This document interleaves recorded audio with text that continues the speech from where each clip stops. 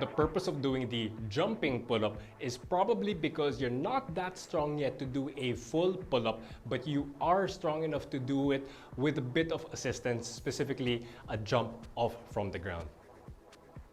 So first things first, when it comes to performing the jumping pull-up, we have to first think about the setup of your jump. And as I demonstrate this, please take note that my height and the height of my pull-up bar will probably be different from your own height and the height of your pull-up bar. So just take note of the possible differences that you might see in this demonstration. So when it comes to jumping straight up, you have to be right underneath the bar.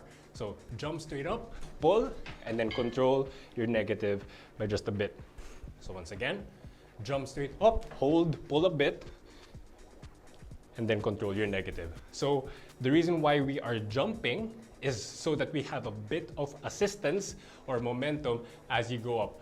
I'll try to demonstrate this as slow-mo as possible, just so you can get the idea. So as you jump, you will grab mid-air, and then wherever you're able to hold it or grab it, I would want you to then start that pull.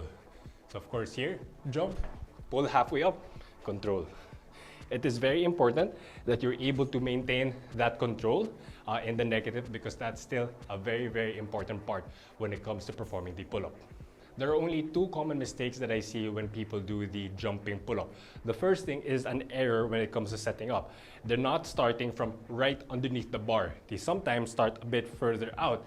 And the issue with that is that if you jump towards the bar, you are going to end up having that similar to a pendulum swinging. So to avoid this, you have to come straight under the bar so you can pull straight up, and not from here, so that you can avoid that swinging. The second mistake is that sure, you might have a good setup, but we don't want you to drop down and ignore the negative. So again, as you go jump straight up, have that controlled negative, and make sure that you're coming from straight under the bar and not from further away. And of course, that's just the basics of this movement. If you have any questions or concerns, please feel free to message me.